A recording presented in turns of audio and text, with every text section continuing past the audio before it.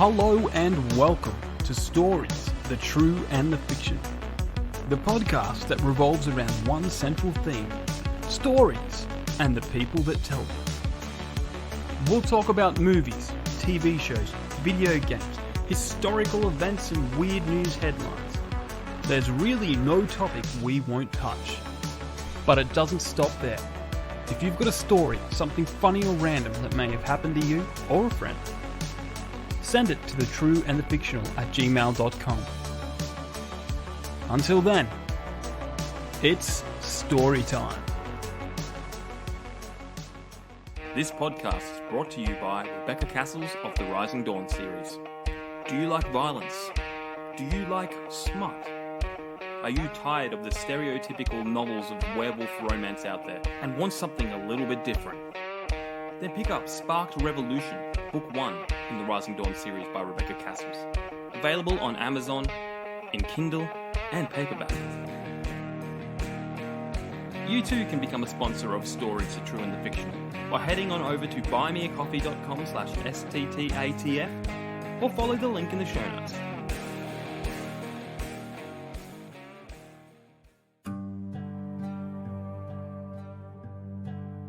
It's strange to think that not long ago, my ancestors lived in terror, cowering away in caves, detailing their miserable existence on the walls with whatever they could find that would make a mark. However, to them, my grandfather included, those caves were the safest place from the monsters that saw them as only the meal. The same monsters we have since tamed. My tribe was thriving in this new world order, no longer the prey, but instead the master, and we wanted it to stay that way. But in this new world, our own species were starting to divide and war with each other, depending on which beasts they had managed to tame. The Northmen relied heavily on the brute strength of their beasts, standing tall on the backs of sharp-tooths, whose only weakness was the laughable shortness of their arms. The watermen on the west coast sought domination on the backs of sail spines and were fierce opponents, but hindered by the fact that their beasts were fussy eaters and preferred the taste of fish, even though their long snout-like jaws were filled with teeth just as sharp as the Northmen's sharp-tooths. Then there were the idiots in the wild forest, who risked it all to master the quick slashers. Yes, they were fast, and faster than any hunter beasts, and their claws meant quick death to many. But they were clever, too clever. If not trained from birth and kept under a very tight leash, they would gang together and overpower their masters. These three warring tribes brought chaos to the entire land. And that meant plainsmen, like my tribe, were caught in the middle. We moved our chosen beasts across the plains with ease, using their massive numbers to our advantage. My earliest memories being on my mother's knee as she rode her prized three-horn, whose large crest on her head, armed with three long, sharp-tipped horns, gave my mother and I perfect protection against many who would harm us. We were gentle people who blended in with our herd of three horns peacefully and respected them. But that was a boring life, and to my grandmother, she said I was a wild spirit. I was the trouble of the herd, always wandering away and exploring, seeking something I didn't know I needed until I found it in a trampled nest. I ignored danger to investigate the shattered shells, to see what poor creatures never got to live under the sun and run with the wind. Except fate left one alive, and I wanted to believe fate did so to give me the kindred spirit to carry on my journey. When I carried the small bundle back to the burning pit my tribe was gathered round, I had to guard my new friend from the flames, for many thought it would be kinder to end her journey because she would never belong among us. But I was determined to prove them wrong, and in time I did, as Sunfire grew from the scrawny little thing she developed the strangest of features. We had heard of such beasts, but had never seen them before ourselves, believing they thrived much further south than what we travelled. Sunfire now stood taller than me, and we both stopped growing some years ago, and she was strong enough to allow myself to ride on her back, and we were faster than any of the herd, since she ran on 2 legs, not 4. This helped me to get ahead of the herd and scout our paths, and sometimes gently persuade a wayward 3-horn back to the herd. And Sunfire's rock-hard head, circled by smaller but piercing horns, gave her a bigger fighting advantage. Together we had risen in the tribe with respect from our elders, but it also meant those my age were jealous and on a constant lookout for a reason to call for our exile. Especially Olena, the leader's daughter, felt I was taking the power that should naturally be given to her. But when she struggles to even ride a 3-horn, how could she hope to ride Sunfire? Besides, the one time she tried, Sunfire nearly knocked her head clean off. Only I was allowed to ride, and I cherished her for that, because truth be told, I had always felt like an outsider. But with my beast, I felt at peace as we travelled headfirst into the world. Little did I know that by charging ahead of the herd would also mean charging straight into the middle of a blood-soaked field and catching the attention of a young but determined new leader of the Sharptooths.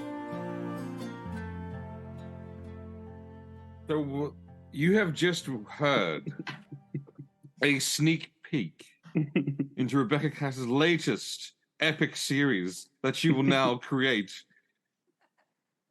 And I am eager to hear the remains. That had everything. It is exactly what we had discussed as a great series, an expandable universe, and of course with a Pachycephalosaurus hero dinosaur rider, because that is not a Pachycephalosaurus. I'm going to be very, very picky on this. It's a Stygimoloch. Ooh. I know that one from playing excessive amounts of Jurassic World. Interesting. Yes. So what was the choice? Why was that the choice of the hero mount? Because like Jamie, my son has made me play Jurassic World Lego excessively.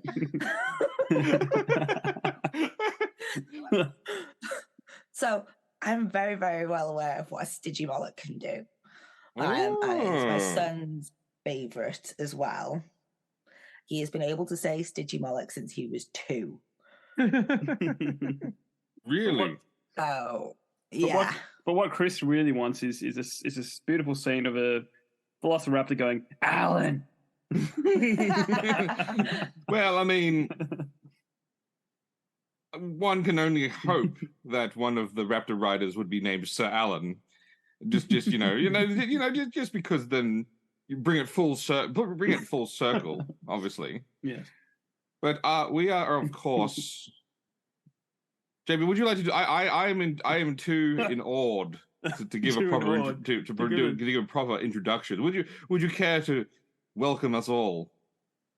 Okay, welcome to Stories the True and the Fictional. If you've been listening for a while, this episode is sponsored by Rebecca Cassells of the Rising Dawn series.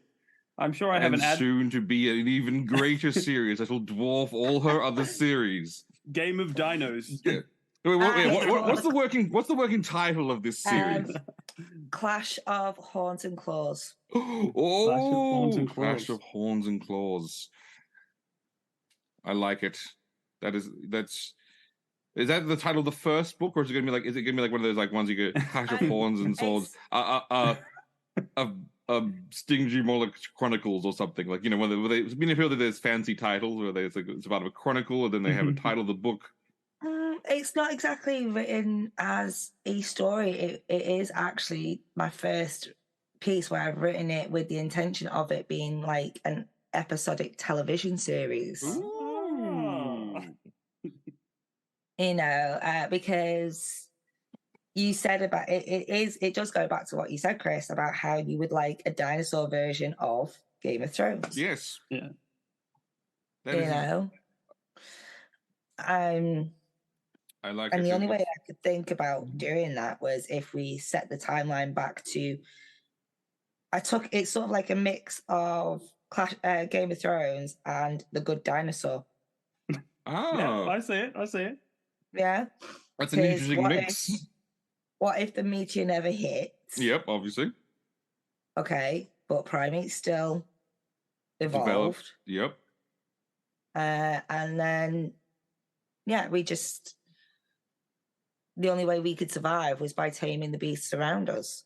Outstanding. Well, we cannot wait to hear more about this amazing epic, because this right here is the birth of I can see it now. It's a birth of a franchise. Just gonna say it. Just gonna call it now. Soon in the near future, when you're being interviewed with like Entertainment Weekly or whatever exists now from the entertainment industry, they'll say, you started off in the werewolf romance genre. What made you switch to the epic sprawling tales of dinosaurs fighting each other with riders? And you were like, well, it all came back to one of my loyal followers who decided that this was the correct path. And the loyal acolyte would simply bow his head and say, yes, I was there upon the day when I first heard the first words of the grand tale. Well, see, in this time, it'll be known as the grand tale. There'll be nothing, because of how wonderful Hollywood is doing and how all movies fail, there'll be nothing left but the grand tale. The grand tale will rule all. So I cannot wait to hear more of the grand tale. It's not the fact that my husband and my sons are all dinosaur obsessed that influenced me at all. Not even a little bit. No. Not even at all. Mm-hmm. And yes, I have a son who has more dinosaurs than I can, and some of them are the really expensive ones that I get annoyed when he loses them because I bought them for myself. But no. Yeah, we even have a bumpy. Mm. If you know what a bumpy is. Yes. I bought those dinosaurs from a company, Steffish something weird and long, and they're like $60 Australian for one dinosaur because they're really really well painted. And then my son takes them and puts them into the sand pit and ruins them. And then I'm watching them I'm going like, mine. Yeah. You're not supposed to play with toys. Alex has the original Rexy. Really? Yeah. And it makes the exact roar that he makes in the first film. Wow. I bet that's not being played with at all. Unfortunately, it gets played with at 3-4 a.m. in the morning. That's fun to wake up to. It is always fun to be waking up with the sound of a roaring dinosaur. Roaring dinosaur or roaring baby? They sound all very similar. They sound very similar. Yeah. At least I can take the battery out of one of them. You can do. Yes, that is. Can you take a battery out of a baby? No. No. Not with that attitude. Not with that attitude, you can't. Yeah, that's right. Not until our Lord and Savior Elon Musk takes over. Then all babies will come with batteries, and then they can be removed at the owner's choice. No, Ryan. It'll be based upon Neuralink. That's right. Basically, we will be able to reprogram the baby not to cry. It's just it's Neuralink. It's this is the future. I like the comedian Dimitri Martin, and his solution is you get a funnel that goes from the baby's mouth to its own ears, and so when it cries, it goes, and it'll learn. We actually do that as a technique. We call it the wind back. Oh. We actually did. We started this with my daughter when she was like 3 or 4, and it works. Have you ever watched that reality show Super Nanny? I have not. I only know of it because she, I think the super nanny was married to Nick Frost for a little while. Yeah. There you go. She the one bit of advice I ever took from her, and it actually works, is the whine back. And it's when your kids start whining at you, going, "Oh, mummy, yeah," you go, "Oh, Grace." The boing whip. So that Boing whip. interesting. So they would find that annoying. Annoying. On a personal level. Yeah. So And they basically, stop. that scene from Community where Jeff goes "Moo" at the annoying college kids, and Yeah. that works. Yeah. It does. It genuinely works. And now, no, my children dare elongate the word mummy. See, this knowledge right here, this sage advice, this wisdom throughout the ages delivered to us from Lord Rebecca Cassells is the reason why we must spread the message of Rebecca Cassells far and wide, because the sage advice given to a lowly acolyte like myself has now taught me you have witnessed my future with my 2-year-old son and said, here is a piece of advice gifted from the ages that will help you achieve maximum sanity. And because of this is a message now only being broadcast from the few hundreds of people that download it, but it must be, we must take it further forward globally. For you see, under the rule of Lord Elon Musk, he will give us the technology, he will give us the freedoms, but what he lacks, potentially, from what I can see from the many interviews, he lacks empathy. And Rebecca Cassells will provide the empathy for the society that we will create. Ryan, in this newfound order that we will be developing and founding, what position are you inkling towards obtaining in the new formation of the new government? Very Based upon your beautiful mustache, I'm saying pool boy, and pizza delivery man. But again, I was waiting for it. Or Miami Vice detective. I mean, I just like Tom Selleck impersonated. Tom Selleck impersonated.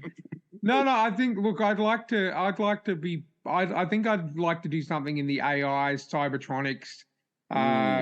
Like cybernetics kind of department. I've always had a massive fascination with that. I'd like to do what a lot of crazy supervillains can't do, and make sure that the AI and the Cybertrons don't turn against us.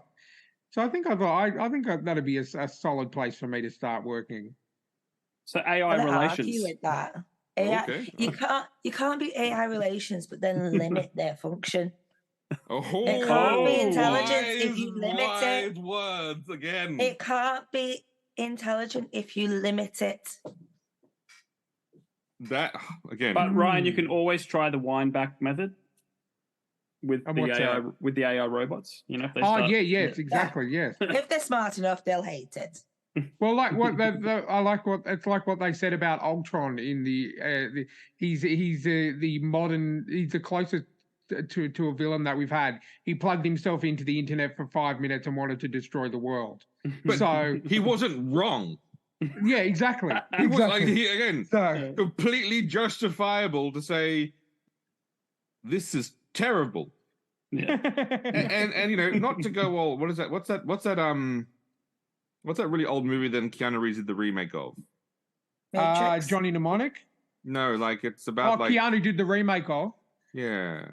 What any more information? I'm usually pretty good with it. It was these from things. like the 50s, and it was like a robot warning humanity. It wasn't War of the Worlds. It was it's the other one. Oh, The Day the Earth Stood Still. Yeah.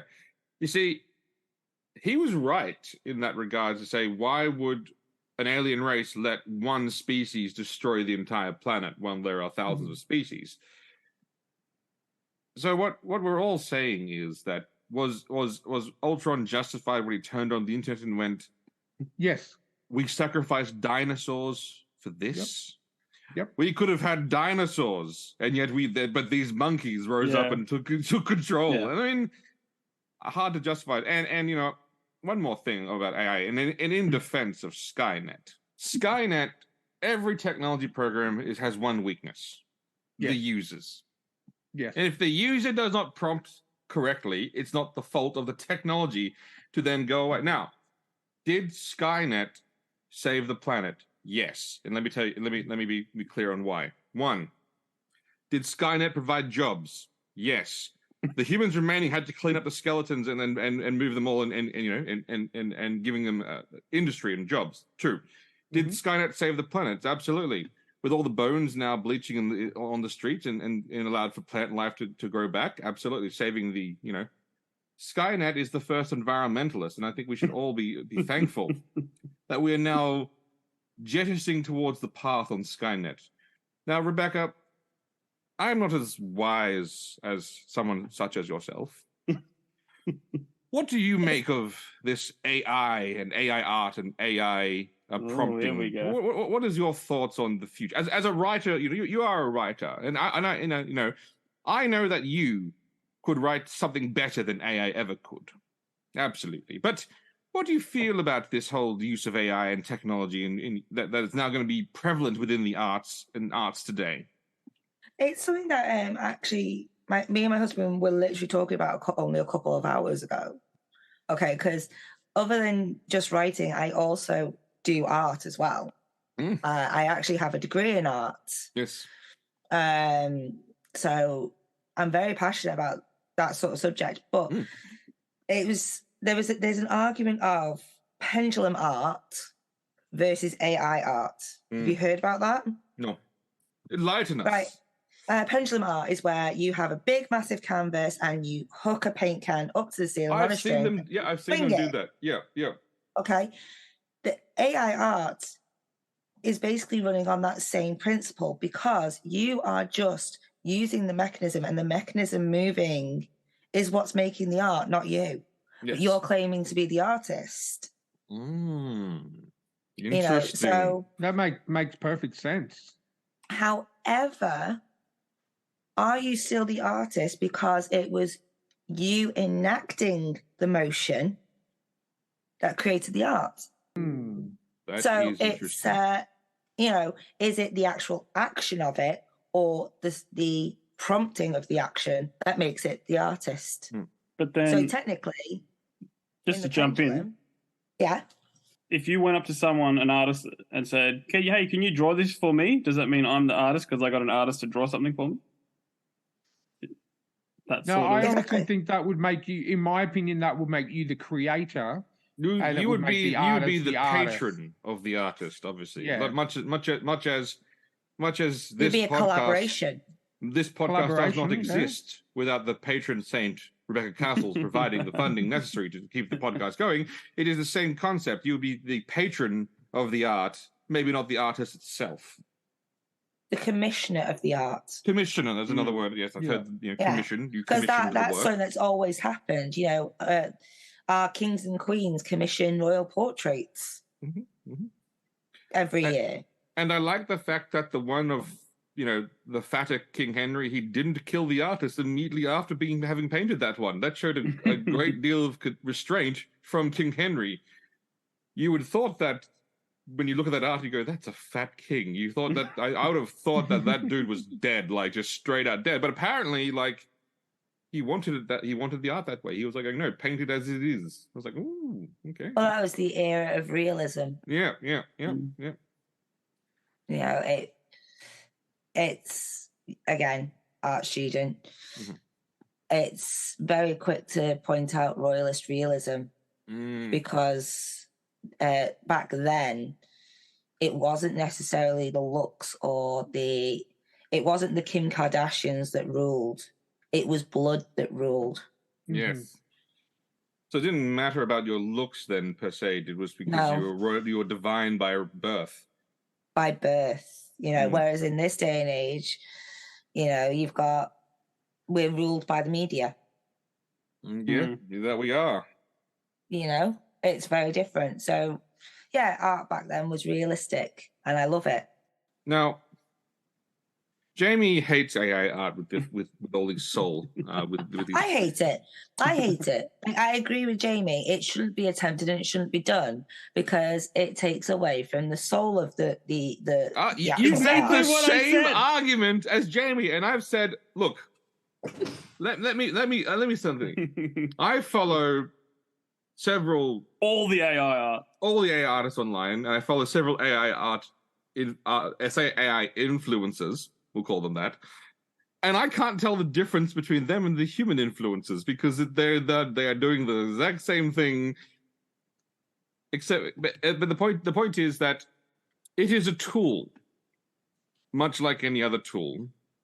But this is the first time that art has been threatened by automation. Now, from my industry that I work in, technology, we've always had automation has always been something that we knew was coming. My entire teams, and then so once I knew that was the case, I moved myself into the position of, overseer and creative, where I would just draw an idea on the board and say, "Hey team, build this," and then walk off and say, "I want it done in 6 months," and then come back every now and check on them because that's a safer job. But then unfortunately, all of the developers and those people, yes, their jobs are now very much threatened.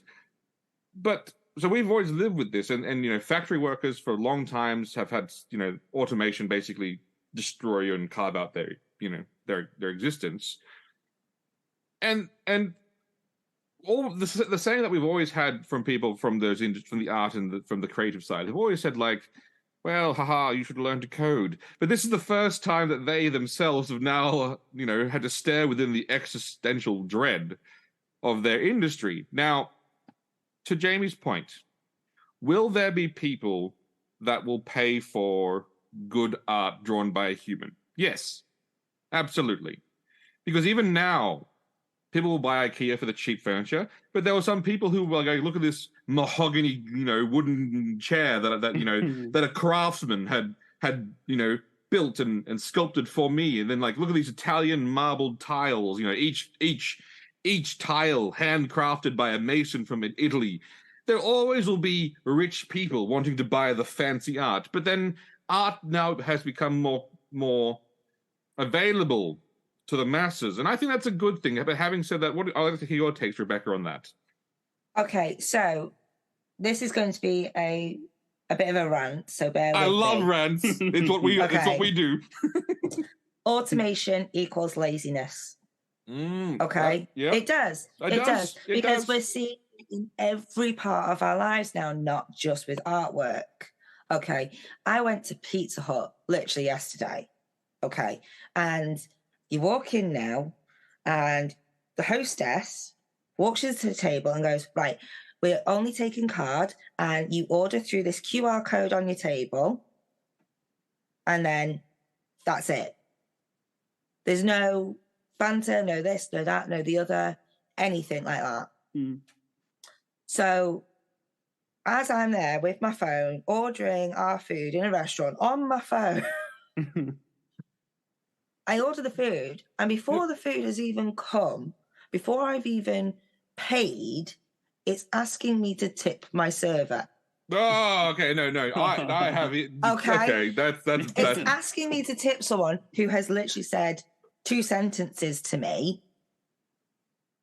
Okay, I agree with that. No, they should get nothing. No, they're not getting anything from me right now. No.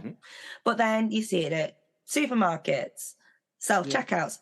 I went with a big, massive trolley in Aldi to, there's 6 of us in the house now. It's a massive food shop, just it for 1 week.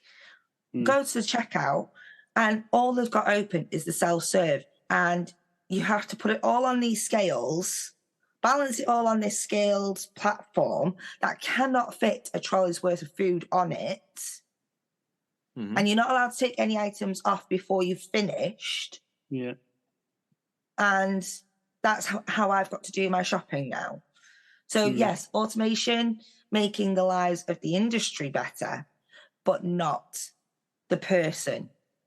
Now with art, you're going to see the same damaging effect. Art for me is my relaxation. It's my mental health. It's my way of expressing. It's for something to be able to computerize that and put it down on paper feels like they're taking away human feeling. You know, we grow our inspiration from things that have happened to us, things that have, you know, actually made us go, oh, hang on, I want to actually draw that.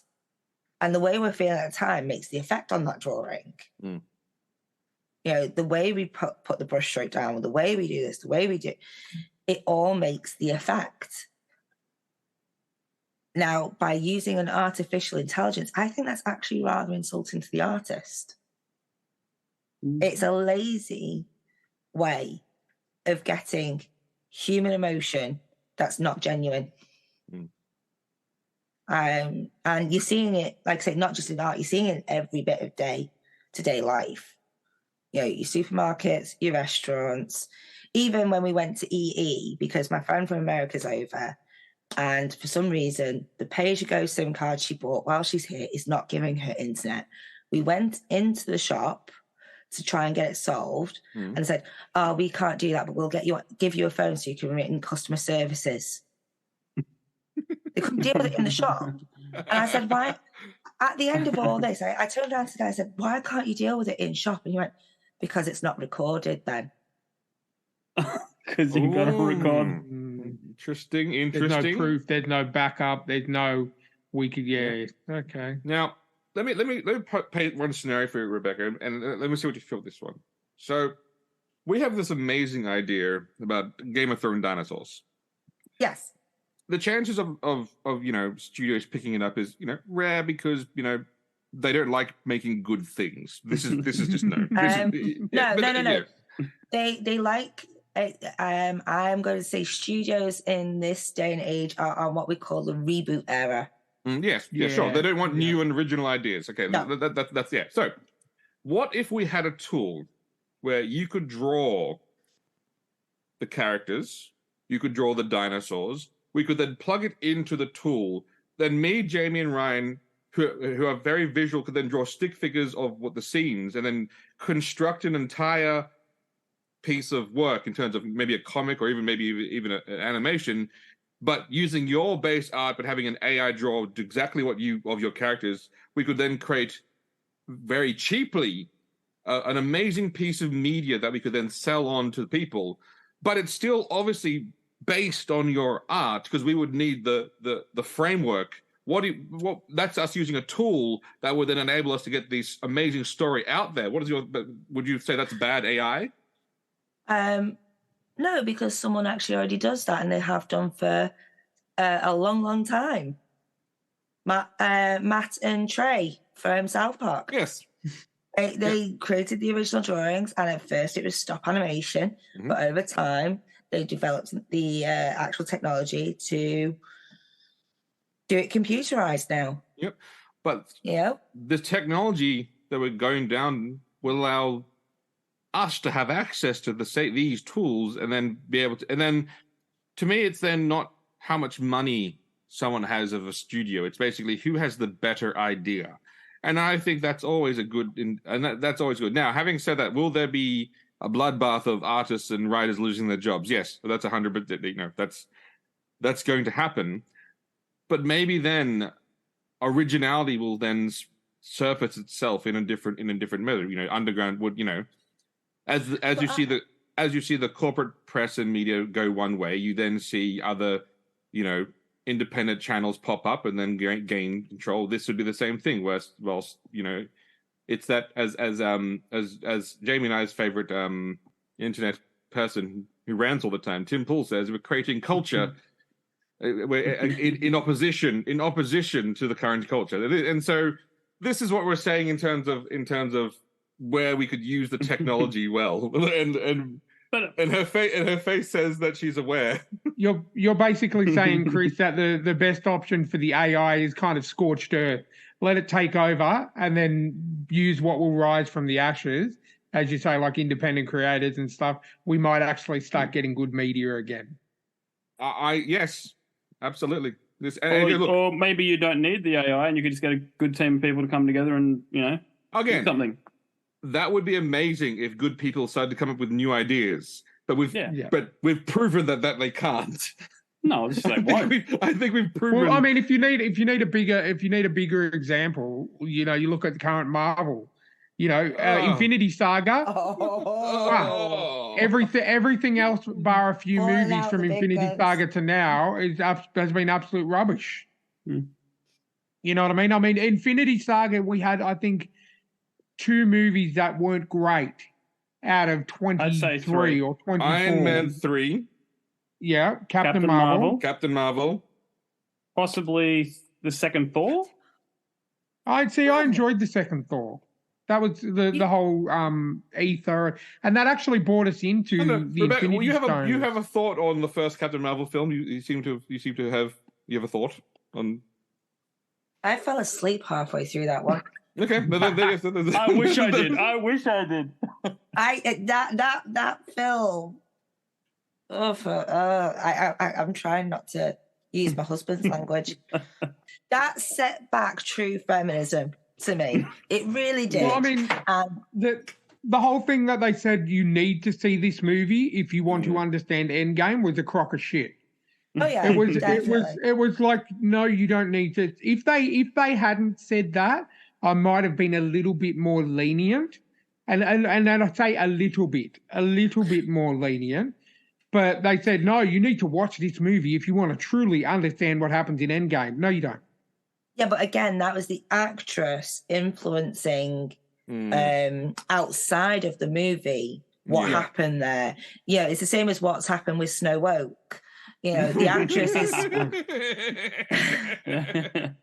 It's the same thing. The actress has gone and decided to voice her personal opinion about what the movie is for and what it should say and what it should do for women everywhere. Then women have watched it and men have watched it and gone, what?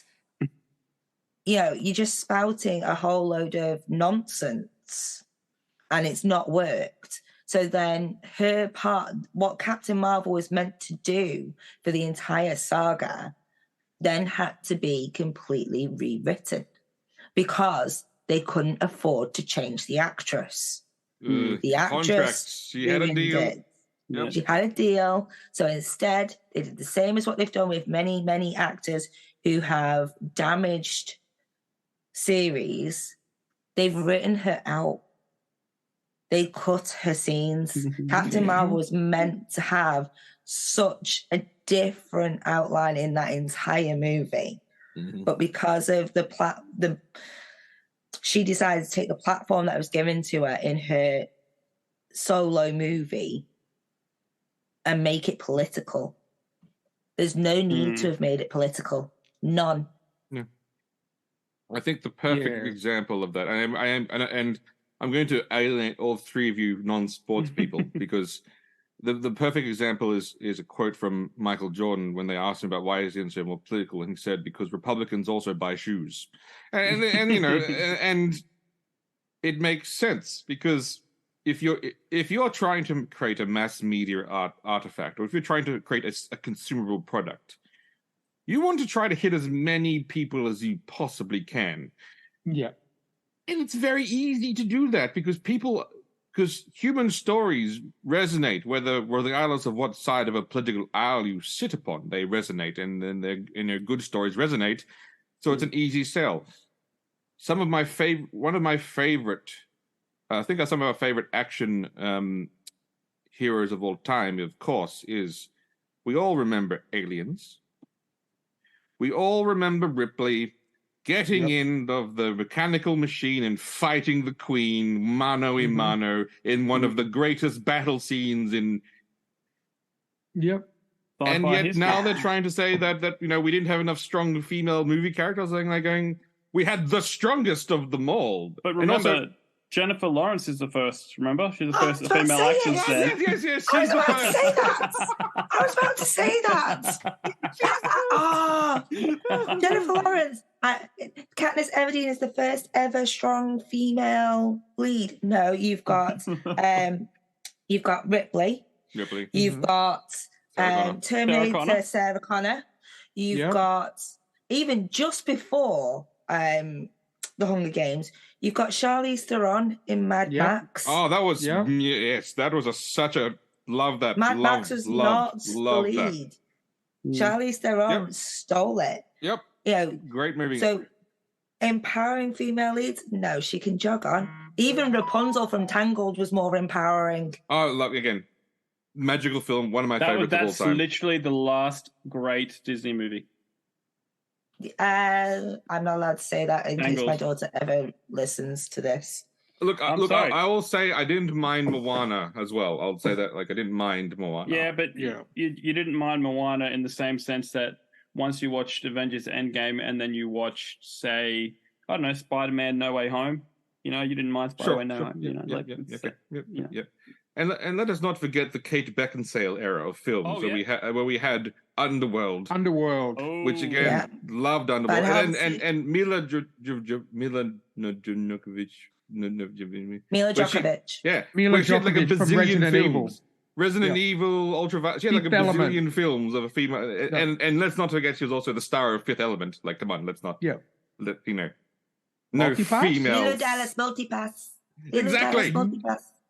No female, strong female character. But that's like when Black Panther, and don't get me wrong, fantastic film, great actor. Well, when Black Panther came out, we finally have an African American led Marvel movie, and Wesley Snipes would say otherwise. Blade was the first Marvel movie that officially kicked off that Spider-Man era, and Wesley Snipes was like, hold on, did someone forget about me? But the people just generally say that. They don't do the research. The IRS didn't forget about me. No, they did not. They did not. But people I think we're in the era, and it's so frustrating this might be my grumpy old man moment, but people are in the area, they just say things without doing the research. And I don't think. It's just, all you have to do is you have a perfect tool called Google. Just do a little tiny bit of research before you say something that comes out of your mouth that will be heard on a platform for everyone to hear. And even if you're too lazy to open the phone and type it on, you can just go talk to your phone and ask it to Google. But it's not always even just the facts; it's the opinion. It's the automatic need to have your opinion be everyone's opinion. Yes. That's the issue. Yeah, you could have all the facts you want. I mean, I heard the greatest oxymoron the other day. It was fantastic. And it was on I'm a Celebrity, Get Me Out of Here. It was fantastic. You want to hide behind you're just hiding behind facts and not facing reality. Hang on, facts are reality. Yeah, like what? What? What? And that was said to a politician from a random chef. How is that? How? Exactly. Reality TV. There you go. Yeah, at the moment, Nigel Farage is on I'm a Celebrity, Get Me Out of Here. Oh, yeah, I heard about that, yeah. It's brilliant. I'm loving it. He must be getting a lot of hate. Oh, yes. Actually, no. Really? Actually, in a twist of fate, the presenters, Ant and Dec, are getting a lot of hate because of the way they're attacking him constantly. Ooh. Well, as Tim Pool says, the tides are turning. I mean, look at Argentina. I'm currently packing my bags, ready to sign up for a passport. And I can't believe Tim Pool's infected another part of my life now. Yeah. My Australian part of my life, Tim Pool's there. Fantastic. Yeah. He's everywhere. That's just the thing. He's everywhere. I am conflicted. I am conflicted with him though, because he is on one hand a skateboarder and a rollerblader, and they used to be at war, like back in the 80s. Skateboarders and rollerbladers do not get along. And for me, it's the fact that my daughter has got his music now playing on her phone constantly, courtesy of her father. She's 9 and is playing Tim Pool music. Interesting. Well, Well, I'm not a fan of his music, but that's that's more Jamie's thing than mine. I appreciate the song once, not 100 times. That's what a 9-year-old will do to you. So what you're saying sure. is Tim Pool is the new Disney, where kids get excited about the music and play the same thing over and over and over and over and over. Only if they're the children of Neil Cassells. Okay, I'm gonna be that weird person. I know I've been on a lot of painkillers lately over the last 6 months, but who the hell is Tim Pool? He's a political commentator in America. Half Korean, half what's his mother's Korean, isn't he, Chris? Yeah, and then he's white, so part white. Okay, but also according to the U.S. census, he'd be all white because Asians are white. Yeah, because didn't we discovered that because U.S. census now determined Korean and Asian nations to be white. Welcome, Chris. Welcome. I am now white. I'm more whiter than I've ever been in my life. It's fantastic. Welcome to the Commonwealth. I think we found that out. I think they actually declared that either just before or just after your son was born. Mm-hmm. So we had a little celebration. So he's moved up a class when he was born. So that's right. He's now officially white. That's but yeah, look, I'm going to be the first to admit I don't watch the news. I stay away from all of it because it's just too depressing. I don't want to give in to the fear mongering of the media. It's just too depressing. So I get my news from Jamie and Chris in our chats, and I'm happy with that kind of news. AKA Tim Pool. And Babylon B as well. Yeah. The thing is, as a parent, though, you want to be involved on the news because I have to keep my kids away from it, Yeah, 100%. When the thing happened with Ukraine, for some reason, my daughter's school decided it was a good idea to show news round in the classroom. And it showed about Ukraine. What I thought was very stupid, seeing as one of the little girls in the classroom is actually Ukrainian. Her mother's from Ukraine. Her uncle's stuck there fighting the war. I thought that was very stupid. Yeah. Did they consult you at all before did they say, hey, we're going to be doing this, or they just did it? They just did it. Because in this country, we have something called News Round for Kids. Yeah, okay. And it's on CBBC. So it's on the kids' network, and it's a kids' news round, but they still touch on what's actually happening in the world. Hey, kids, let's talk about murder. Yay!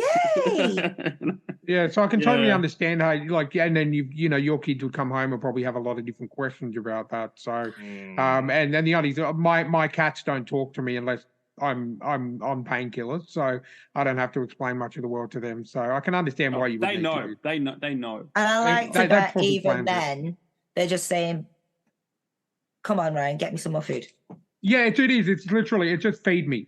Well, cats are socialists by nature. They are. Cats are socialists. Where they're saying, "I need to do nothing, but I should be fed, clothed, and looked after by the state." This is, what's the classic analogy? Cats say, "You feed me, I am God." Dogs say, "You feed me, you are God." Yes. Yeah, exactly. That is, I'm not. I don't hate cat owners. Thanks, Chris. Appreciate that. No, well, look. Here's my thing. I don't hate cats. I hate living with them. Even though one of my cats is completely and utterly obsessed with you, Chris. Every time you come over, she is just. You can smell the evil and the world domination. That's right. See, like a good socialist, she understands where the power is coming from, and so she decides. She's deciding, yes, well, suck up to the power. That's, again, like a good socialist. No, don't do that. See, I love cats. I love them, and I wish I had one. But I was given the ultimatum of I could either have a cat or a baby, and then 2 weeks later I found out I was having a baby. So the choice kind of got taken away from me. That's fair enough. No, I've never been a cat person until we got our first, and now honestly, they're the best things ever. They look after themselves. They come and see me when they want food or affection, and that's it. I don't have to do anything. I maintain, and this is a wild theory of mine. And it's backed up by let me be clear. This theory is backed up by no research, no Quick true Google search. no true understanding of anything. No, and it's basically things that I'd like to spew out of my mouth. But I did convince someone of this once before, so I'm assuming it's going to be accurate. Okay, before you start, Chris, the views expressed by Christopher Park do not represent the views expressed by other members of the podcast, including Rebecca Cassells. Absolutely, thank you. Cats teach people it's okay to be a part of abusive relationships. Yes. And let me be clear on that one. I'm so glad I put that warning in front. Exactly. Let me be clear. You go over to a cat and say, "Hi," it scratches you and goes nuts, and you go, "Oh, I'm sorry. What did I do?" The fuck? The fuck? What do you mean? What did you do? Like, again. And I have discussed this with the feminist, and I almost broke her mind. And the cats teach you that it's okay if your partner's a little bit abusive, and it's like, oh, it's your fault because he scratched you. You must not be doing something right. It's like, that's cats for you. That's why they're evil. Feline gaslighting. Yes, Ryan, it's good that you give a bit of a warning on that one. Look, yeah, I think I should have done a trigger warning, actually, more than a disclaimer warning. I'm going to splice that and have it at the start of every episode. Yeah, you've got to have to. Look, every episode that Chris is on. Yeah. Again, and this is why I don't do the interviews with you guys, because I want you guys to be successful and not be. I enjoyed our last interview. I won the argument over which Final Fantasy is the best. Again, because I'm a man of reason, and I will listen to arguments. No, he'll listen to arguments coming from British people, not Australians. I haven't Googled or searched that out, From a British accent, it sounds more compelling. From a British accent, it sounds more official, convincing. Which is why Britain was able to go to thousands of nations and go, "My land," and they went, "Okay, yeah, absolutely, of course, yeah, look, yeah, the voice, yeah, of course," and they just went. I find that so strange about how it's all about the British accent, because in Britain we always say you're just a stone's throw away from a different accent in Britain, and the thing is, be thankful you've never got me angry, so you've never heard my true accent come out. Cthulhu. No, Cthulhu. Yeah. So what's the nomenclature for your accent? What's it called? What's the terminology of your accent? Is it whereabouts in England from? So my accent, I was raised in Widnes, which is known as Plastic Scousland. Ah. Because it's so close to Liverpool. So a lot of people there have a Scouse accent. Yes, that was our accent. However, yes, it's very... It's awesome. I have a can of packet of chips sort of accent. But my dad did not like the Scouse accent, so I was not allowed to have it. So I was brought up to sound very much like I am now. So a lot of people in school thought I was very posh, when in actual fact, I wasn't. I was just as common as muck as they were. But because of the accents, me not having that Scouse accent made a difference. However, I was also brought up by a Welsh woman. So I tend to get a bit of a Welsh twang when I'm angry. So my husband hears it quite often. So yeah, that's why, sometimes I sound a little bit Scouse, sometimes I sound Welsh, but a lot of the time I sound, in the words of me in high schoolers, like I got a silver spoon up my ass. Oh, yes. Because you're trying to speak it clean. You're trying to clean the accent up a little bit, I see. Yes, that makes sense. Yes. Almost like Chris does the same thing. Yeah. With my accent? Removing all of the Australian, yes, I do. Well, that's the thing. See, when I first met you, Chris, like I'd known Jamie for years and years before that, because we used to play in bands together. And I listened to the podcast because the first time we all met was they were having me on as a guest for a podcast as a Batman expert, and so I'd known Jamie, and I'd listened to the podcast, and I thought I met Chris, and I was like, "You sound nothing like you look." not racially, but like I expected Chris to have a top hat and a cane and like a 1940s radio host. Yeah, exactly. Yeah, that's what I expected when I saw Chris. And then I think I don't think that was one of your many times where you've showed up for recording in a bathrobe. I think it was more of just a Star Wars T-shirt and some long pants. But I never. Yeah, I just expected to meet this double bay. Oh, Mr. Darcy. Yeah. Yeah, I just thought it was crazy. Yes, I know. I never would have pictured it's odd when someone articulates their words. It's quite intimidating. Apparently, I hear. It was great that Ryan turned up to that then podcast as a Batman expert, proving that he was a Batman expert. Instead of that time that Michael brought along his friend who was a Stargate expert, who'd maybe seen and knew 4 episodes. nothing about Stargate. Yes, that was hilarious. Yeah. Indeed. Well, I'm glad. I'm glad. There we go. That's I understood that reference. Nice. Oh, come on! I think you've got to have gathered by now. I lost this argument. I am a geek. I'm very much a geek. I lost it a long time ago with my husband. That fight, and it is now official. I love Babylon 5, Stargate. You know, my favorite ever character in Star Trek has to be Quark. I love all things sci-fi. Battlestar Galactica, another one of my favorites. I like that show when they had a budget and they had lots of ship fighting, and then when they lost their budget, they went all weird and introspective and all thought-provoking, and then they became less interesting. That's the weirdest show to watch, because you watch like seasons 1, 2, and 3. It's like going like it's giant ship battles and dogfighting in space, and then like they went, we have no money. What is the human condition? And it's waxing. It's like going like, what happened to my space battle show? It's the weirdest thing. It all became about just a music chord. Exactly. Oh, yeah. But again, look, I have. Okay, sorry.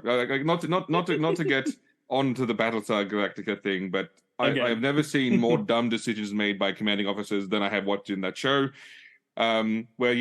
Where they finally decide that they're going to escape the Cylon occupied world and go back into space. They go, we have 2 choices of ships: the really, really old Battlestar, or the top of the line Pegasus battle, the base size, the Pegasus class, which replaced the Battlestar, which is like twice the power, twice the ships. And they go, you know what? Yes, let's use that as a decoy and escape in the really shitty one again, because that's the one that shows that it's like going. Anyone with a brain in their skull would go, let us leave in the most modern one so we have a better chance of surviving space. But they go, no, let's blob that one because the show's named after that one. So let's continue on with that. I was like, oh my god, they couldn't have just changed the name of the Pegasus to battle. Again, it was one of the decisions that I was like going. I know why they're doing it, because the show's called Battlestar Galactica and it's all about the old ship. It's also like going, that made no sense from any sort of strategic or military standpoint.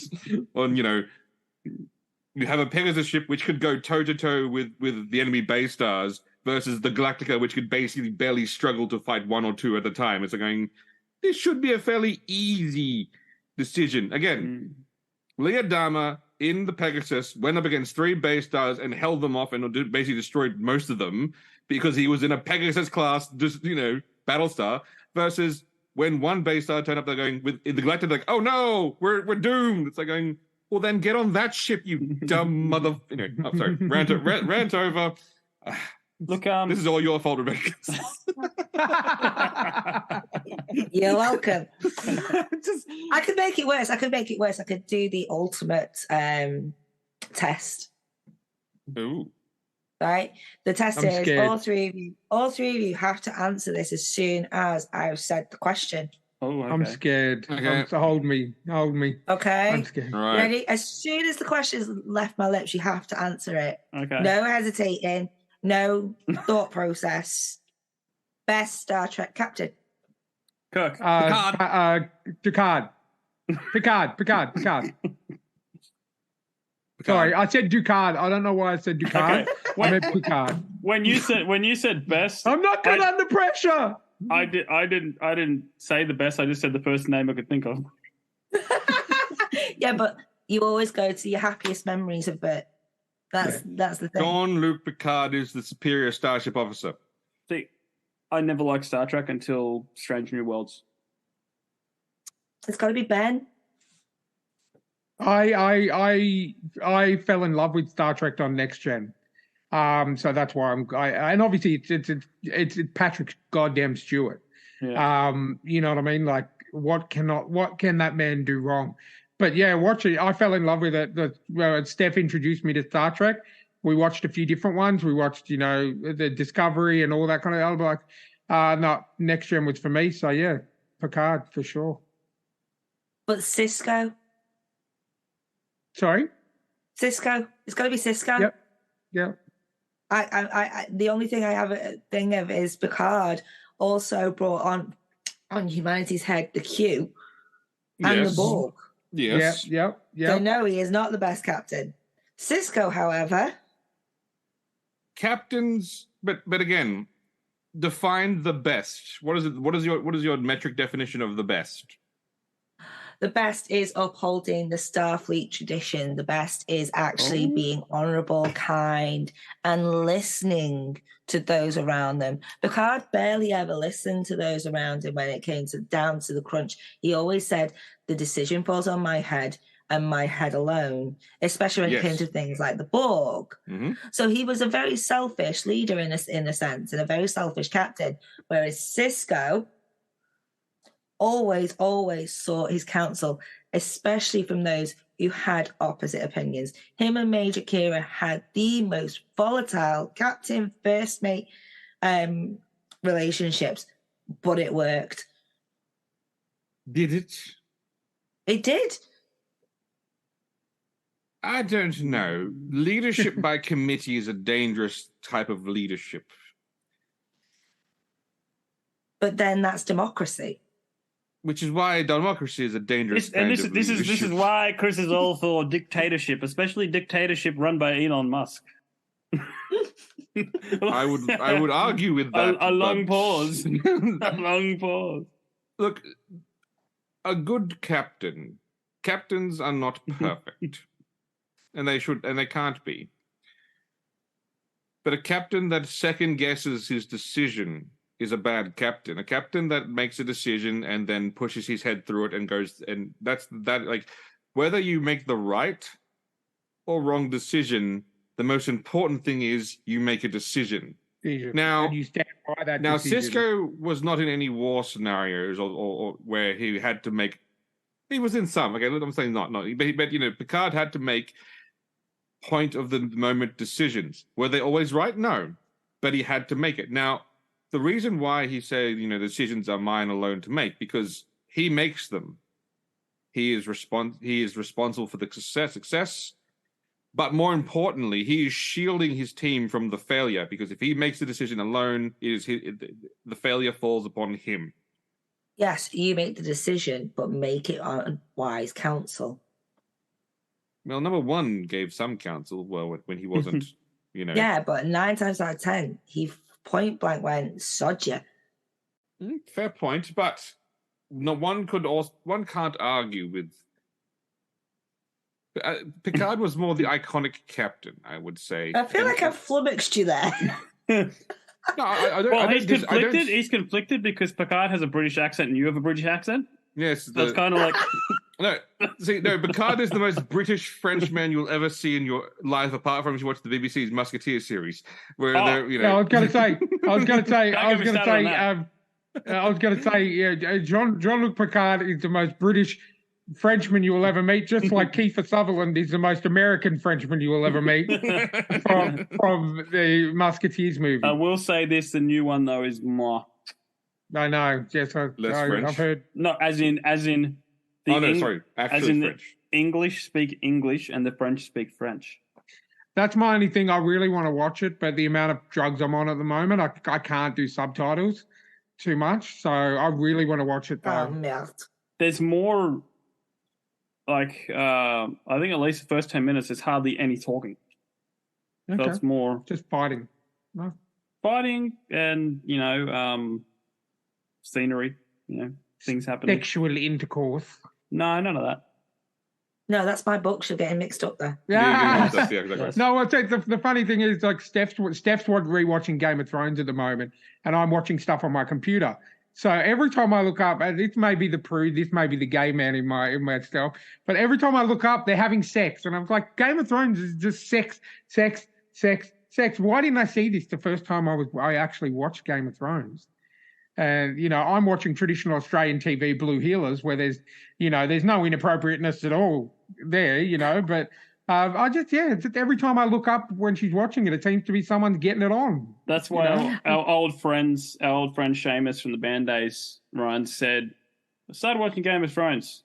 I've seen about 20 boobs and no throne. Shouldn't this be called Game of Boobs? Game of Boobs? I'm not saying it's bad. Like, I'm not saying it's bad. I just didn't realize, I guess now that I just didn't realize how much actual sex is in that show.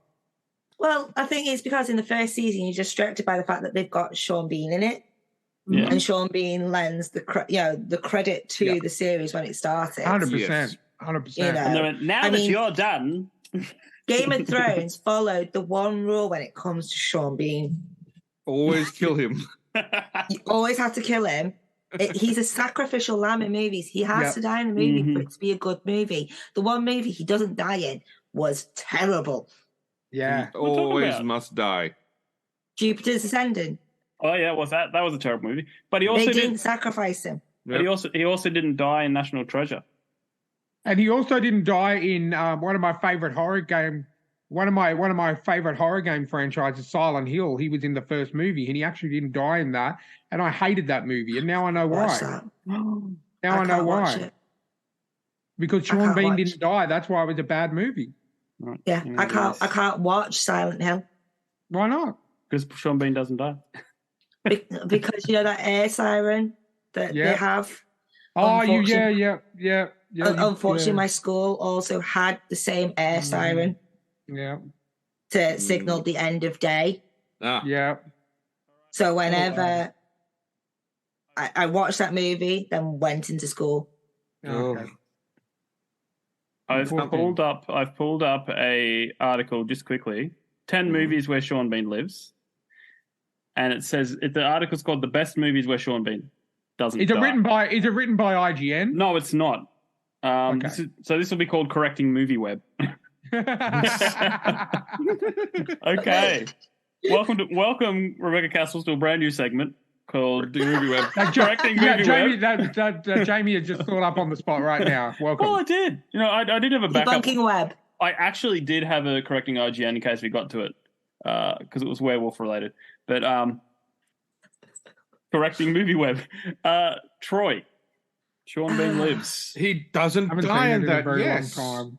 I haven't seen it in a long time. So yes, all I remember is Brad Pitt swinging swords.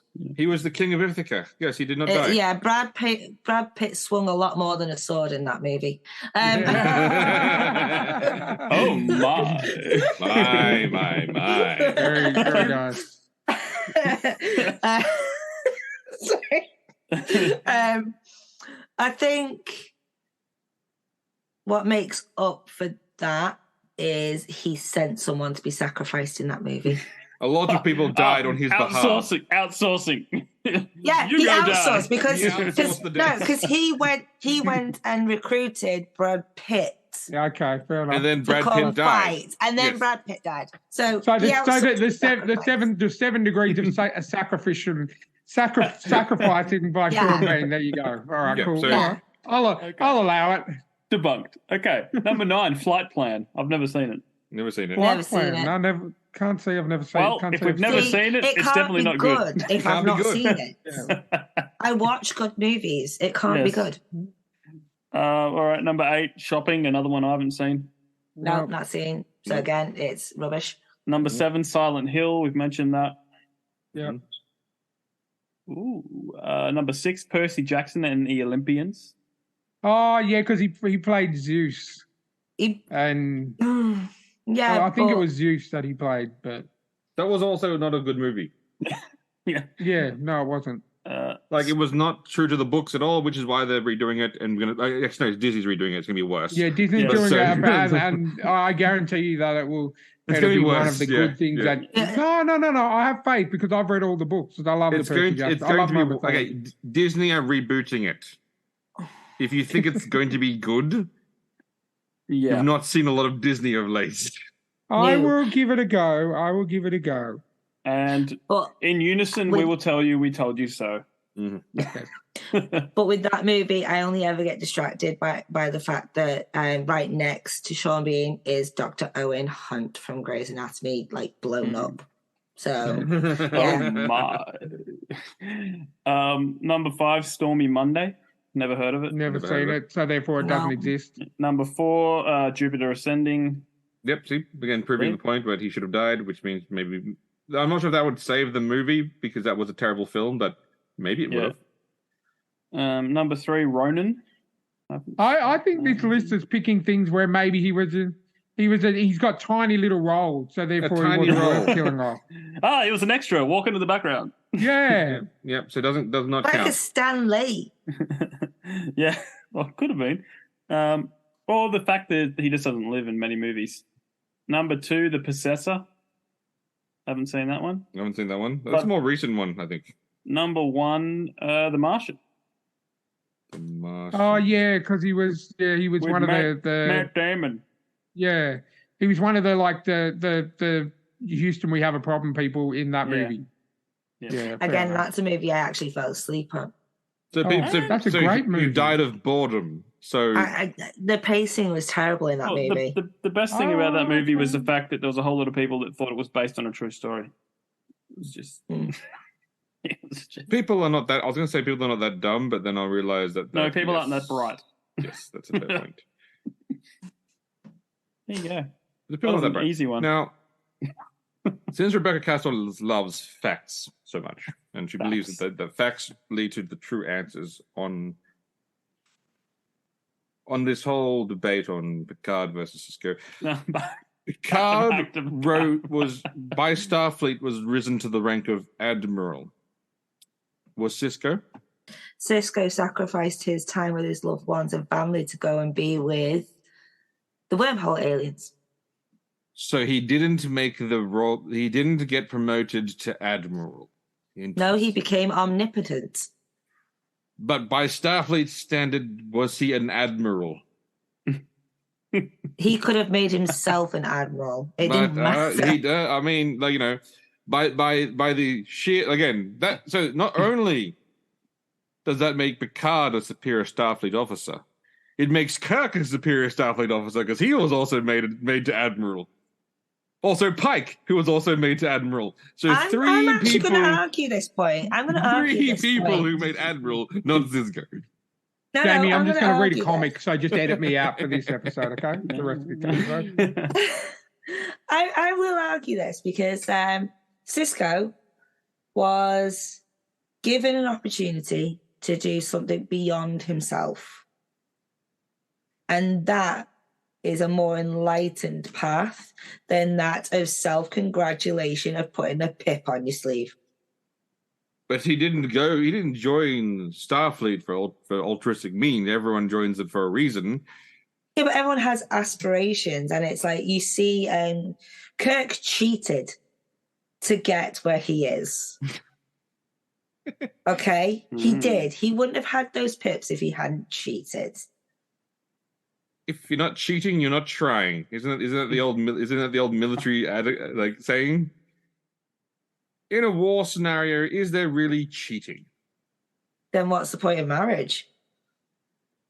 I think that I'm not sure I classify marriage as a war. No, if you're not cheating, you're not. So, marriage. I think that's saying mercy applies to war, I would not apply that to your marriage in general. In general, as a general rule of thumb. Yes, okay. You know, I will agree. As a general rule of thumb, I would absolutely not apply that logic to anywhere outside of where someone's trying to kill you. Then, okay, that's fair. That is a fair statement of fact. You gotta learn eventually, Chris. You're not gonna win against me. Again, I still think I'm winning this argument because again, admiral is when you become an officer. What your goal or aspiration is, admiral. He didn't achieve He sacrificed that for a greater goal. So what she's saying, he has more integrity. No, he sacrificed himself. But having said that, because he sacrificed himself, if Starfleet how come they didn't posthumously grant him the admiralty, which they would have done with other great heroes when they sacrifice themselves, they give themselves a posthumous promotion. Because they scorned him for his relationship with the wormhole aliens. Okay. So you're saying that. Okay. So you're saying that from a moral standpoint, he is more successful. From a feeling standpoint, but from a purely factual standpoint, Picard is the superior Starship officer. Okay, can I just point out that none of us have mentioned Janeway? That doesn't count. Janeway. She became an admiral. Oh, so then by that logic, she's also better than Sister. By that logic, you fail completely in your argument. What's wrong with Captain? Actually, I was going to say what's wrong with Captain Janeway, but then I think I can't even make that sense. I can't even say that. No, you can't say that. I can't even say that without laughing. Okay, you know what? Yeah, so you've lost by saying that because Janeway got Admiral, she's better than Sisko. So you've lost your whole argument. God damn Janeway, why did you have to become an admiral?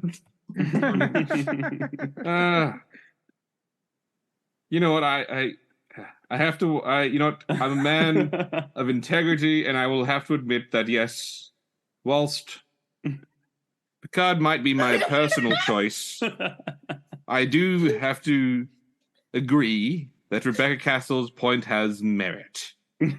Has merit. That's as close as you're going to get, Rebecca. That's as close as you're going to get. I'll take it. Picard had better lines. But again, I'm not... He might get second episode of Clash of Horns and Claws now. Oh. And isn't that truly what this is all about? This is truly what this is all about. Absolutely. So what have you been working on lately, Rebecca? Other than Clash of Horns and Claws? I have got 2 new books that I'm working through. One of them's been a bit more difficult because it's in the same universe as The Rising Dawn, same as Accepting the Unacceptable. It's all part of the same part and parcel, but it's trying to fit it because it runs parallel to what's happened in Rising Dawn. So the issue I'm having is getting it chronologically correct and getting characters to line up where they are, when they are. That'd be difficult. In accordance to something that's already happened. So it's the niggly little bits in between, like how do I get them from point A to point B and have it fit the timeline? So that book is creating a bit of difficulty, but it's one that's close to my heart because it's based on the main character is based off a friend of mine. Okay. One of the brownies. And this book is for her. Good. Whereas the other book I'm working on actually completely forgets werewolves. Ooh. And it's based off of a nightmare of mine. Okay. So my husband, when I first started going out with him, had aspirations of joining the army. Ah. But because I had finally said yes to being his girlfriend, he put those aspirations on hold because he wanted to see where we would end up. And he didn't think we would last with him being off and things like that. Mhm. But when he finally told me this, I had a nightmare that he actually went and did it. And the worst case scenario happened. What would I do if I lost him to war? It's a big nightmare of mine. So this story is about what I would personally have done had that happened to me. Okay. And it's about me taking, back then, it was just, we'd only had Grace at the time. So it's about me going over to America. Obviously, not me, but a woman in similar circumstances going over to America to live her husband's dream of living in a cabin, having a simple life, and, that sort of thing. So that's what the book's about. It's more of a refinding yourself after your biggest nightmares come true. And is there a you should say they're fulfilling the husband's dream of living in a small cabin? Is there a Henry Cavill shaped lumberjack that might come into play? And I'm just trying to. There is a romance. There is a romance. There is the local handyman. Yeah. There we go. And does he have a chisel jaws? Well, it's along the lines of they get off to the wrong start because she's gone and bought the cabin that he's been saving up to buy and fix together. But obviously she's come and bought this cabin. It's an absolute rundown, and the only handyman in the entire town is the guy that she beat to the punch. So he's refusing to do the work. She refuses to hire him. It all goes a bit. So naturally, it's the tension builds up, and it's there's a lot of misunderstandings between language barrier. I know it sounds daft having a language barrier between England and America, but there is. Oh yeah. The way we say things, Americans would find offensive, and vice versa.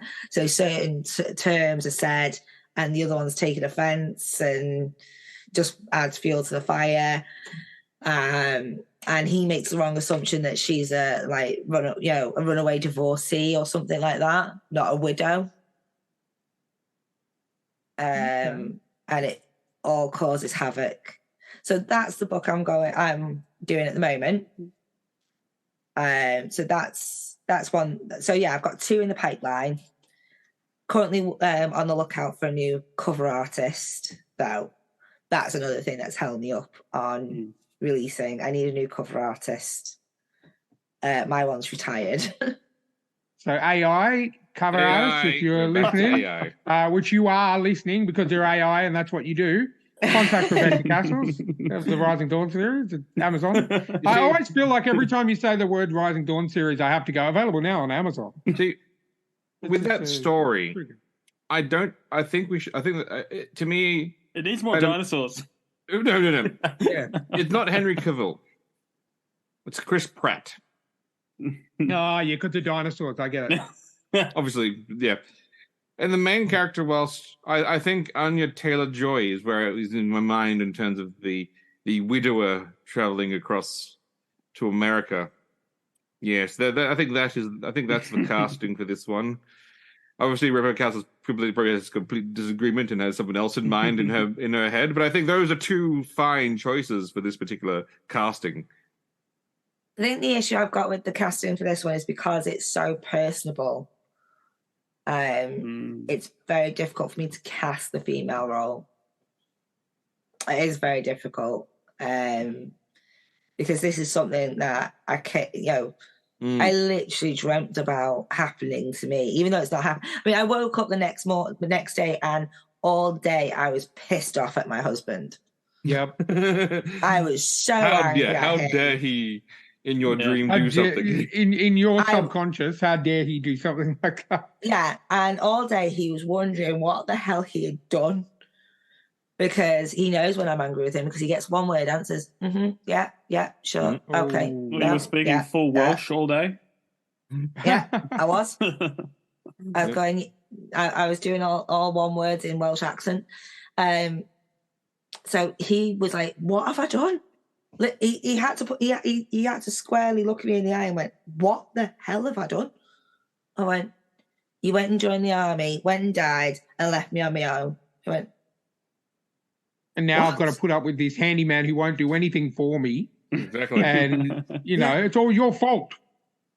Yeah. So it was, that's why I've written this story. And do you have a timeline on when that might be coming out? Because I'd be very interested to read that.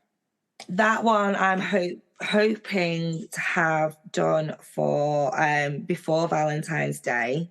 Okay. Because something that else occurred to me whilst I've been writing this book is I do actually know a widower of war. Okay.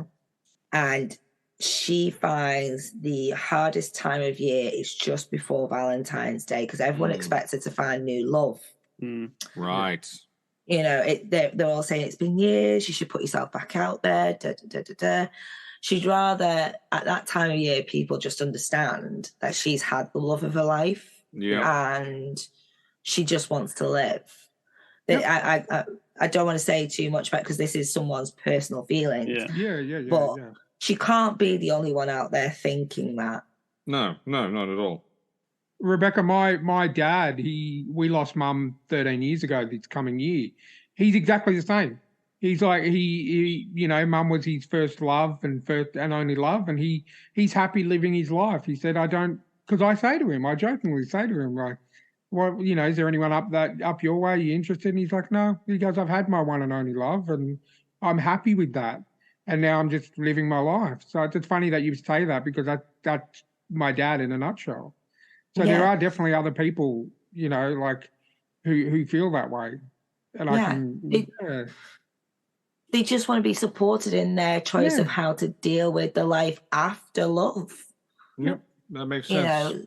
So I do kind of want to get this book done before Valentine's Day for this friend because she's the one that I've talked to her most about, how she feels after it. Because she's always been very brutally honest about it. She's very young when it happened. They'd only been married for a year.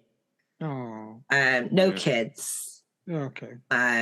So she's like, I don't need to move on. And everyone's like, but you're still really young. It's like, I don't need to. When you've met that person, some people, I truly believe that some people have one and only loves, and like that's all they need. I believe my husband is that person for me. I can't imagine myself moving on. I think there's something, and sorry for taking it down this path, but I think there's something really truly romantic about that there's just one person. And look, if there's there's other people that definitely can move on after that, and then hats off to them. But I think that's a really beautiful thing sometimes, in my opinion. But not to get too sappy, but yes. I think every now and again you need to have a bit of a sappy moments. Definitely. 100%. I mean, you know what 100%. I do. We've chatted quite a. First time we ever chatted, you and me, we went down a long talk about carers and things like that.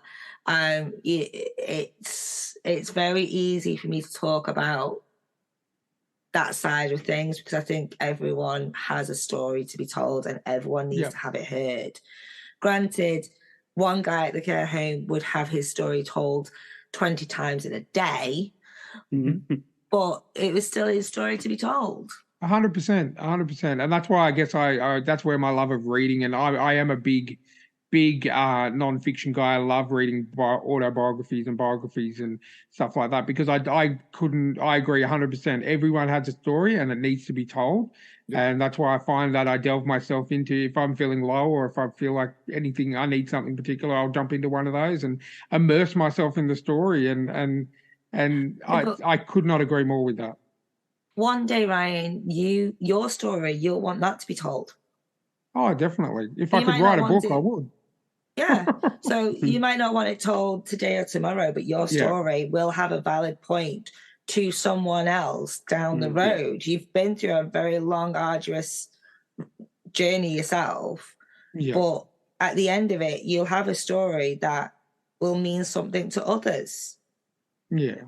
I'd like to think so. Everyone's the same in that. Everyone. Yeah. I mean, I'm sure Jamie and Chris have their stories. Oh, definitely. Just, I'm sure Chris reimagines them all with dinosaurs in them.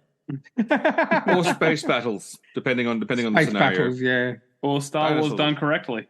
Or Star Wars done correctly, absolutely. Dinosaur space battles. Oh, don't you? Jamie, No. I won't. Relax, Ryan. Relax. We don't have another 5 hours, Chris. You don't have the time. Don't have the time. I would be interested. I'm not gonna lie. I would be interested to put you on the air with my husband, Chris. I would, especially when it comes to Star Wars. You know what? Let's do it. Let's organize husband. Okay, you know how there's that movie with Ryan Reynolds called The Hitman's Bodyguard? Yeah. And then there's the Hitman's Bodyguard's wife or whatever. We'll do that with reverse. With Rebecca Castle. We won't have Rebecca Cassells on. We'll have Rebecca Cassells' husband on. Outstanding. You better have a spare 4 or 5 hours for that. Outstanding. Yeah, that's what we say about Chris too. So that's right. Yeah, that's why I'm used sparingly, because of the rants. To be fair, Jamie, on our first interview, you did say, "This is the longest interview." Yeah. It's you are in constant contest with another Martin Kearns. Yeah, and Matthew Holmes. No, well, Matthew Holmes has only been on twice, and the first time it was like an hour and something, and this time it was an hour 40. Yeah. But Martin Kearns is almost 2 hours. So long talking interviews, Jamie? Yes, and that was without Chris. So yeah. No, if I was there, it would be shorter, because I'd have said something that would have stormed off from going, You can't offend me, because, as I've said so many times, it's a matter of opinion. You're entitled to it. You know? Pretty sure I would offend Matthew Holmes. I'll be sure Neil will offend you. I doubt that very much. I look very forward to that. I very much doubt that. I'll have to bring in the sound effects, like the bells. Ding, ding, ding.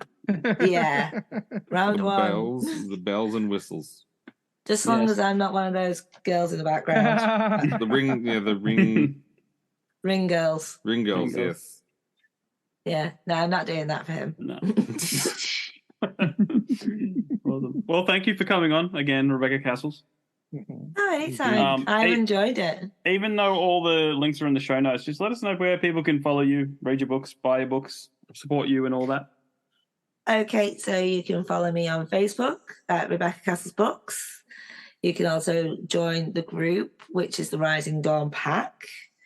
Then you can obviously head over to the wonderful tycoon shopping establishment known as Amazon, and grab either a paperback or preferably an ebook. And if you are a Kindle Unlimited subscriber, you can get it on there and read at your leisure. Although read it fast, because I get paid per page. Really? Is that how that works? Yeah. Is that how? I've always wondered how Kindle Unlimited work, because I've got an avid Kindle Unlimited subscription at the moment. But yeah, so you guys get paid per page. Paid per page. So basically, it's depending on how many subscribers they've got that month. So if they get £10 million in subscribers, and the amount of pages I read, say I get, I don't know, 1 million of pages read. Yep. I get a percentage of the subscription per page. So if someone were to read your book multiple times, does that still equate? They'd have to have taken it off And then put it back on again. Okay, cool. Excellent. I think I found a way to make him some more money while I'm not doing much at the moment. It has to be in a different month as well. It has to be in a different month okay. as well. Okay. They've got that all figured out, don't they? Aren't they? Yeah. So clever with their So- little monopolies Yeah, on the money.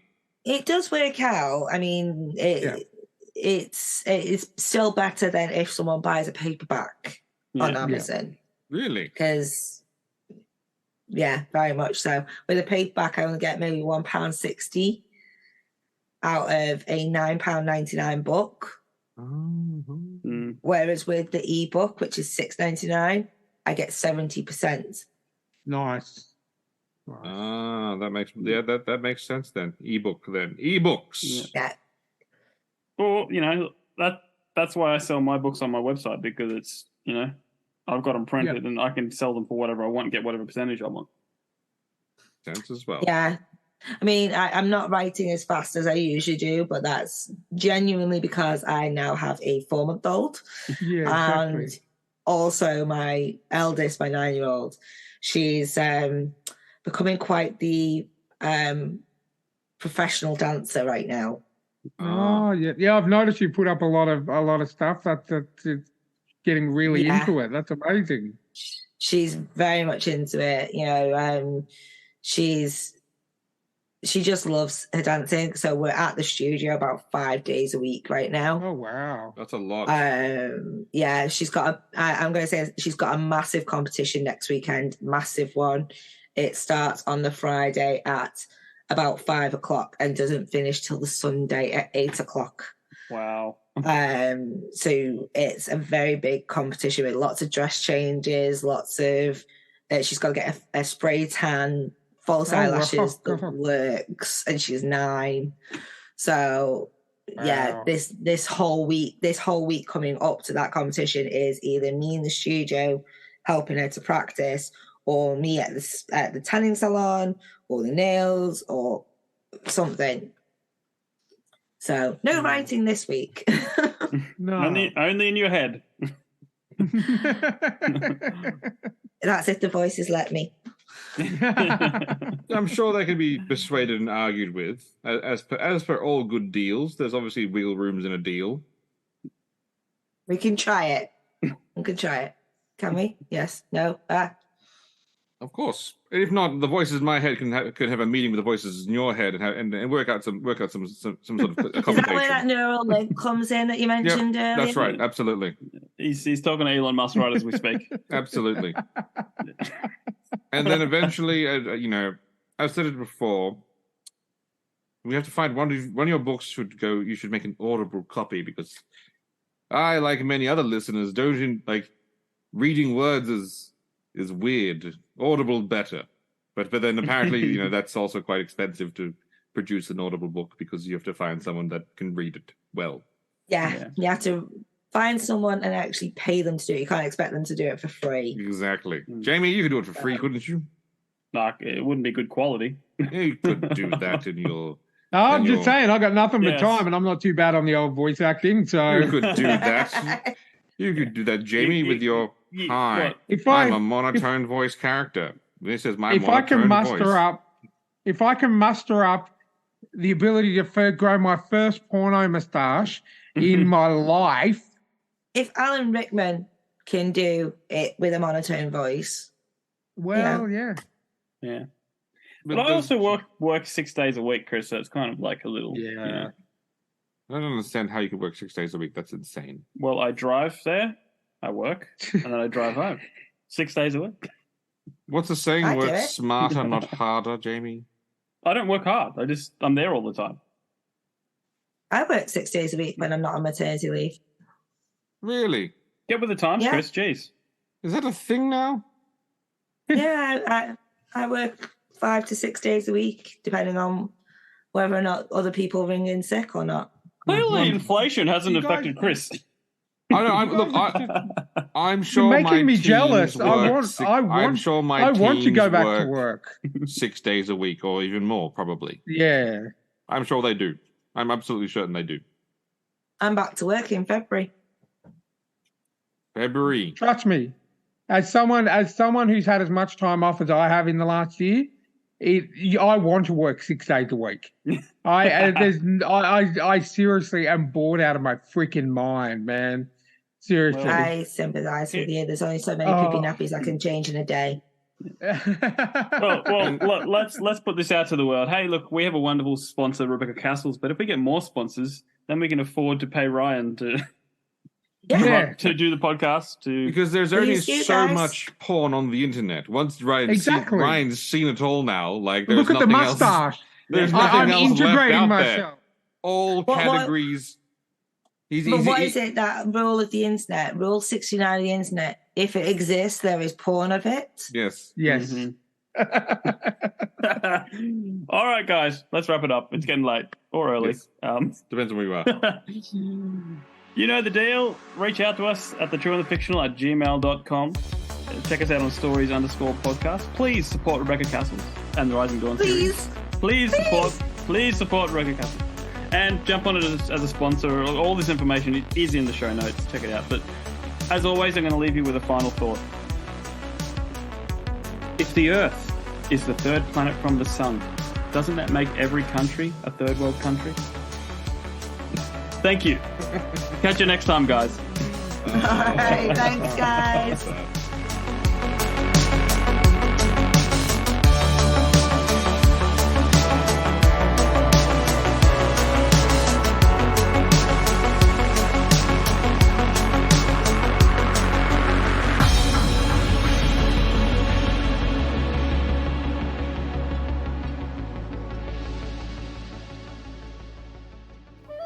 In 1932, the Australian Army declared war on 20,000 emus and lost.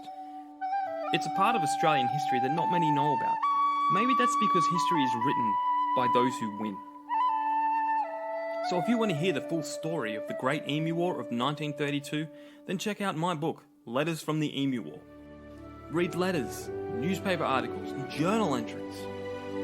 With every turn of the page, you will gain a deeper understanding of the life and times of emus at war. So head on over to jabryden.com and grab a signed copy today.